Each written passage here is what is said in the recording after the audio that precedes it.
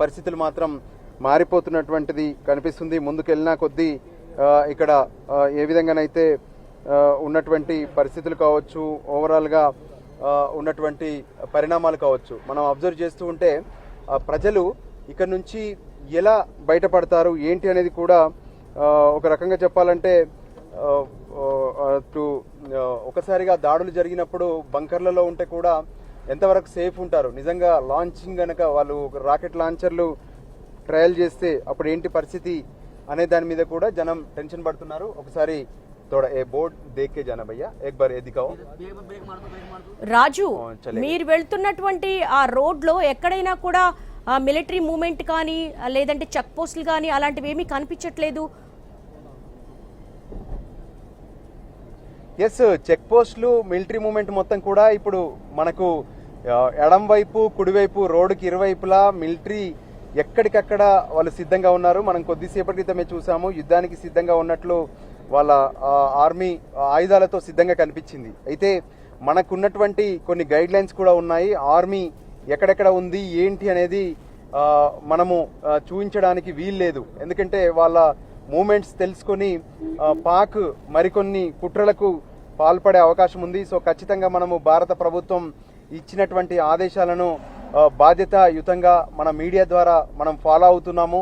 So ఇక్కడ ఉన్నటువంటి ప్రజల ఇబ్బందులను, పాకిస్తాన్ చేసినటువంటి దుశ్చర్యలను మనము చూపించాల్సినటువంటి అవసరం ఉంది. అందుకోసమే మనము ఇటువంటి సాహసం చేస్తూ ముందుకెళ్తున్నాము. అయితే ఎక్కడ కూడా ఆర్మీని చూపించేందుకు అవకాశం లేదు. వాళ్ళందరూ కూడా ఏ విధంగానైతే చీకట్లో కలిసిపోయారు, ఎటువంటి పరిస్థితినైనా సరే తాము ఎదుర్కొంటామంటూ వాళ్ళు సిద్ధంగా ఉన్నారు. దానికి అనుగుణంగానే మనం స్పష్టంగా చూస్తున్నాము. ఇప్పటి వరకు ఇక్కడ ఉన్నటువంటి పరిస్థితులు కావచ్చు, ఇవన్నీ కూడా మనకి ఎలా ఉన్నాయి ఏంటి అనేది స్పష్టంగా కనిపిస్తూనే ఉంది.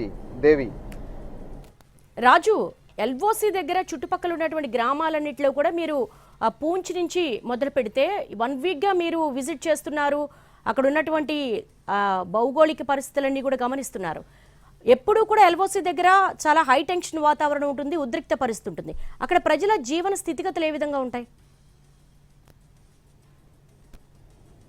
నిజంగా అంటే ఎప్పుడైతే ఈ పహల్గాం ఉగ్రవాద ఘటన జరిగేంత వరకు కూడా ప్రజలంతా చాలా సంతోషంగా ఉన్నారు, హ్యాపీగానే ఉన్నారని చెప్పుకోవచ్చు. మనం చూస్తుంటాము ఎప్పుడు అటార్నీ వాఘా బార్డర్ వద్ద ఒకరికొకరు పాకిస్తాన్ ఆర్మీ, భారత ఆర్మీ తమ పౌరుషాన్ని ఏ విధంగానైతే చూపెట్టేందుకు అక్కడ వాళ్ళ కవాతు ఉంటుందో, ప్రతిరోజు సాయంత్రం దాన్ని వీక్షించేందుకు పాకిస్తాన్ ప్రజలు, భారత ప్రజలు వెళ్తూ ఉంటారు. అక్కడికి వెళ్ళి చూస్తున్నటువంటి సందర్భాలను కూడా మనం చూస్తుంటాము. సో ఆ పరిస్థితుల్లో కానీ ఇప్పుడు సిచ్యువేషన్ మారిపోయింది. ఇప్పటి వరకు ఎవరైతే నమ్మకంగా మాకు ఏం కాదు, మాపై దాడులు జరగవు, 2 దేశాల మధ్య యుద్ధం లాంటి పరిస్థితి కూడా ఉండదని చెప్పి ప్రతి ఒక్కరూ భావించారు. కానీ ఇప్పుడు ఒక్కసారిగా పరిస్థితి మారిపోయింది.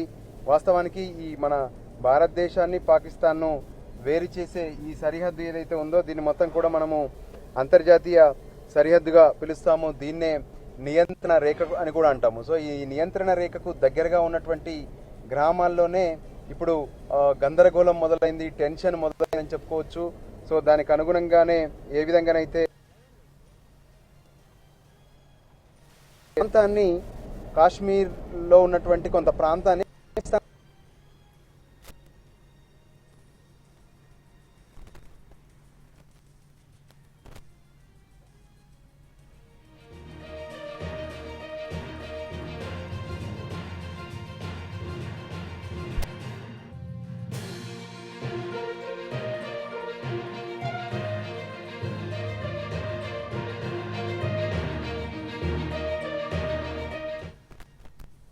ఇదొక సాహసోపేతమైనటువంటి కవరేజ్. భారత్ పాక్ సరిహద్దులో ఎన్టీవీ సాహసోపేతమైన కవరేజ్ ను ఎన్టీవీ ఎక్స్క్లూజివ్ లో మనం చూస్తున్నాము.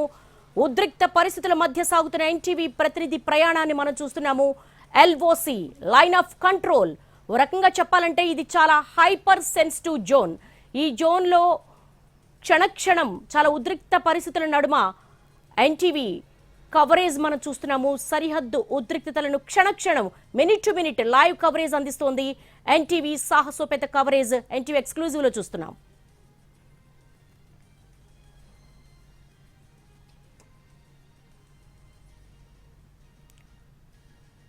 రైట్ ఎల్ఓసి నుంచి ఇప్పుడు రాజస్థాన్ జైసల్మేర్ సరిహద్దు ప్రాంతం దగ్గర మా ప్రతినిధి స్పాట్ లో ఉన్నారు, స్పెషల్ కరెస్పాండెంట్ దినకర్ సిచ్యువేషన్ ఏ విధంగా ఉంది? క్షణక్షణం ఉద్రిక్తంగా మారుతోంది, రాత్రి సమయం అవుతోంది, మీరున్నట్టు ప్రదేశంలో కూడా విజిబిలిటీ చాలా తక్కువగా ఉంది. ఏంటి సిచ్యువేషన్? రెండు దేశాల మధ్య నడుస్తున్నటువంటి ఉద్రిక్త పరిస్థితుల్లో ప్రస్తుతం నేను ఇక్కడ జైసల్మేర్ దగ్గర ఉన్నాను. పాకిస్తాన్ ఇండియా బార్డర్ అత్యంత కీలకమైనటువంటి బార్డర్. 1971వ సంవత్సరంలో జరిగినటువంటి యుద్ధంలో అత్యంత కీలకంగా ఉన్నటువంటి జైసల్మేర్లో ఇక్కడ లాంజేవాలే అనేటువంటి ఒక స్పాట్ ఏదైతే ఉందో ఆ స్పాట్ ఉంది. ప్రస్తుతం మన కెమెరామెన్ ప్యాన్ చేస్తున్నాడు, బట్ కనిపించడం అయితే చాలా కష్టం. లెఫ్ట్ సైడ్ ఉన్న ప్రాంతం అంతా కూడా పాకిస్తాన్, లెఫ్ట్ సైడ్ ఇక్కడ ఉన్నటువంటి ప్రాంతం అంతా కూడా పాకిస్తాన్కి వెళ్ళడానికి వెళ్ళే సరిహద్దు గ్రామ ప్రాంతాలు ఉండేటువంటిది. ఇక్కడ ఏ క్షణమైనా కానీ దాడులు జరుగుతాయనేటువంటి ఒక ఆలోచన ఉండడంతో మొత్తం లైట్లన్నీ కూడా బంద్ చేసినటువంటి పరిస్థితి ఉంది.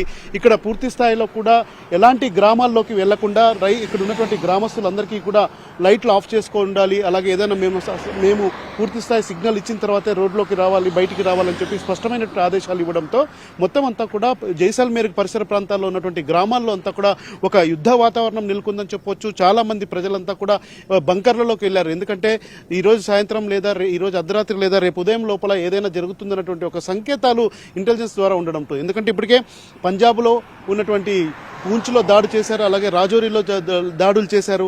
ఇక నెక్స్ట్ దగ్గరలో ఉన్నటువంటి రాజస్థాన్, ఎందుకంటే దాదాపు 1037 కిలోమీటర్ల బార్డర్ పంచుకొని ఉంటుంది మొత్తం అంతా పాకిస్తాన్కి రాజస్థాన్కి మధ్యలో. రైట్ సైడ్ ఉన్నటువంటి ప్రాంతం అంతా కూడా పూర్తిగా గ్రామాలు ఉన్నటువంటి పరిస్థితి. ఒకవేళ రాకెట్ లాంచర్లు వేసినా కానీ ఏదైనా ఇబ్బంది ఉంటుంది, ప్రజలకు ప్రాణాపాయం ఉంటుంది అన్నటువంటి నేపథ్యంలో కూడా ఈ చుట్టుపక్కల ఉన్నటువంటి అన్ని గ్రామాల్లో కూడా పవర్ తీసేయడం జరిగింది.